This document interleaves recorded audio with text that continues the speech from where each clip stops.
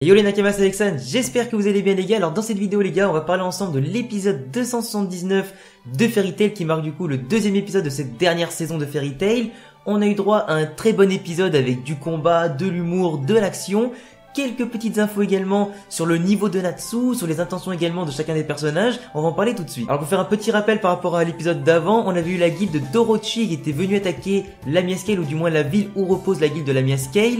Natsu et Lucy étaient à la base venus dans cette ville-là pour récupérer Wendy et Carla qui avaient été recueillis par Lamia Scale après que Fairy Tail avait été dissoute. Wendy avait temporairement refusé de revenir à la guilde. On a ensuite eu après ça le petit conflit qui a débuté entre Orochi et Lamia Scale avec bien sûr Wendy, Carla, Shelia et Happy qui sont partis directement sur le champ de bataille pour aller affronter justement le dresseur de monstres qui avait envoyé plus de 100 000 monstres sur Lamia Scale. Natsu était fou furieux, il est parti à la poursuite de Shelia pour récupérer notamment Happy. Donc on recommence l'épisode tranquillement avec Wendy et Shelia qui discutent dans les airs le temps d'arriver sur le champ de bataille.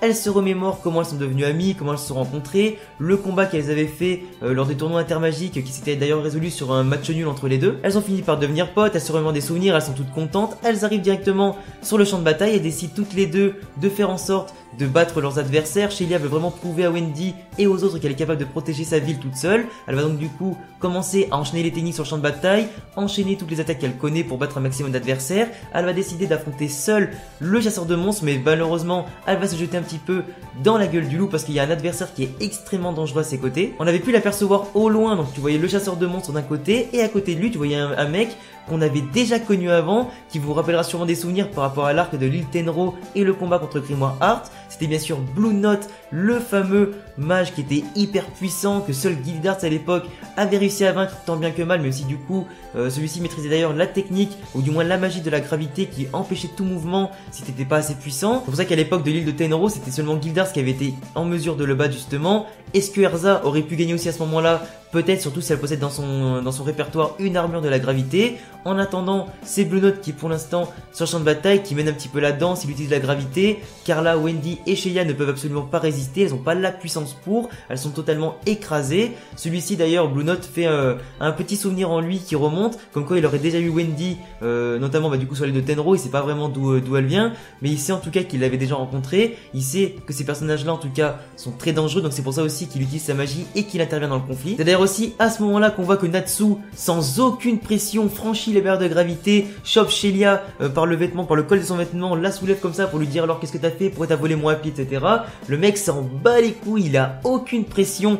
Peu importe que ce soit Blue Note, peu importe qu'il y ait un conflit entre deux guides, qu'il y ait plein de monstres qui pop autour de lui et plein de mecs qui l'attaquent, il s'en bat la race, il arrive sans pression, il fait littéralement sa vie et s'en fout totalement. Du coup là pareil, donc autant Natsu ne se rappelle absolument pas sur le coup de qui est Blue Note, autant Blue Note repère le symbole de Fairy Tail sur l'épaule de Natsu, il se remémore également le fait qu'il a combattu Fairy Tail sur l'île de Tenro, il s'est également remémoré le fait qu'il a dû perdre notamment contre Gildarts et qu'il a dû fuir à cause de ça, et que du coup il se rappelle un petit peu de Natsu, pas forcément énormément mais assez du moins pour ressentir de l'amertume, de la colère et pour vouloir un petit peu se battre à fond et éliminer Natsu qu'il considère comme dangereux. À partir de là, c'est à ce moment là justement qu'on va comprendre que Natsu, après un an d'entraînement intensif, est devenu extrêmement puissant. On pourrait limite dire qu'il a atteint le niveau de Luxus, de Erza, ou du moins il peut probablement plus en approcher aujourd'hui qu'il ne pouvait le faire auparavant. Peut-être même, sans prétention, peut-être qu'il est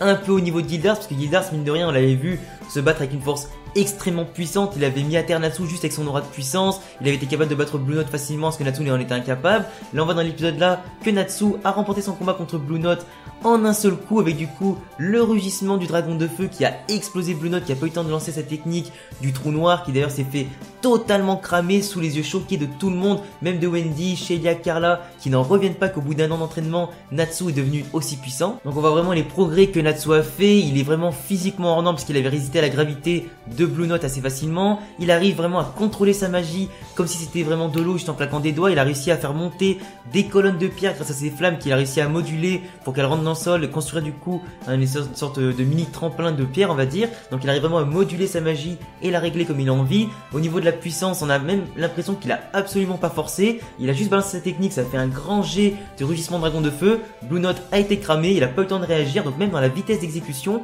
Natsu est devenu extrêmement puissant en termes aussi d'instinct du combat, d'instinct vraiment de survie également, aussi au niveau de sa faculté d'adaptation et surtout d'observation. Après ça, bien évidemment, la guilde d'Orochi décide de sortir le drapeau blanc, de capituler, de se laisser faire, vraiment de lâcher prise. Les monstres sont détruits, tous les mecs d'Orochi sont arrêtés, sont stoppés et sont vaincus. Tout le monde rentre à la guilde de la Miaskel, tout est bien qui finit bien et tout rentre dans l'ordre et c'est ça. Après du coup c'est aussi un petit peu émouvant, t'as aussi forcément la petite conversation qui devait intervenir au bout d'un moment entre Wendy et Shelia, comme quoi Natsu est vraiment attaché à Wendy, vraiment attaché à tous les membres de Fairy Tail, c'est pour ça qu'il veut reconstruire la guilde.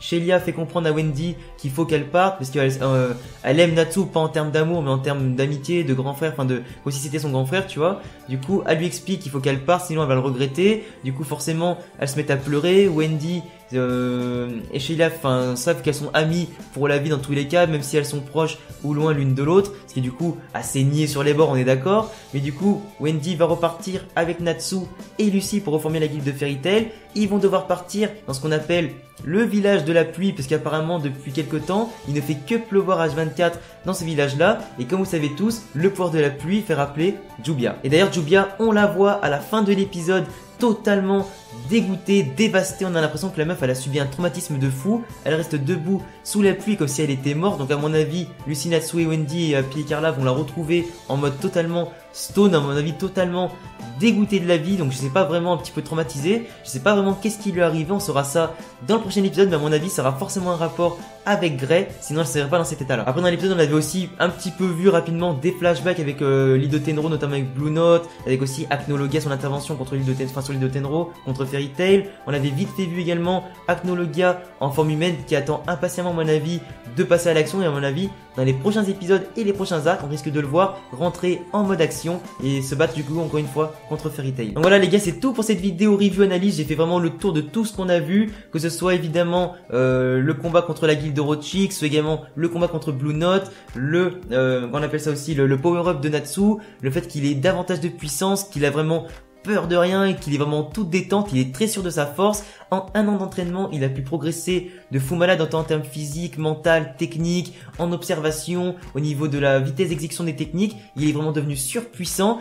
À voir maintenant s'il a peut-être le niveau d'Erza, de Luxus, de Guildarts, voire encore plus. On verra ça en tout cas dans les prochains combats quand on aura des adversaires beaucoup plus puissants pour qu'on puisse davantage mesurer la puissance réelle de Natsu par rapport aux autres et de ce qu'il fait maintenant. Et aussi oui, par contre j'ai oublié de préciser un moment, c'est que pendant le combat justement contre la guilde d'Orochi, t'avais Lucy qui a pu activer notamment sa nouvelle magie, qui est pas une magie de transformation comme Erza peut faire avec ses changements d'armure et de tenue. Là c'est plus une technique en mode, elle invoque ses esprits guerriers et elle peut récupérer un peu de leur magie pour justement utiliser leur pouvoir sur elle-même, comme elle a pu le faire notamment avec la magie de Regulus de Léo du coup, donc c'est son esprit, et voilà, puis notamment mélanger son coup de pied à la magie Regulus pour améliorer la puissance de ses attaques. Donc voilà, là vraiment j'ai fait le tour de tout ce qu'il y avait à dire dans l'épisode, autant dans la review que dans l'analyse et de tout ce qui était important de noter. J'espère en tout cas que cette vidéo t'a plu. Dis-moi en commentaire si tu aimes mes vidéos, si tu as aimé cet épisode là, qu'est-ce que tu en as pensé, qu'est-ce que tu penses du début de cette nouvelle saison de Fairy Tail qui viendra marquer du coup la fin de l'animé de cette belle œuvre. Si t'aimes Fairy Tail, les animés, Sword Art Online, les jeux vidéo, les mangas, tout ce que je propose en général sur ma chaîne, et bah écoute, abonne-toi, ça fera super plaisir de te compter parmi mes nouveaux Nakama. Laisse-moi un pouce bleu si t'as aimé la vidéo bien évidemment, tu peux me rejoindre sur tous les réseaux et tous les liens en description, et bientôt pour une prochaine vidéo, ciao.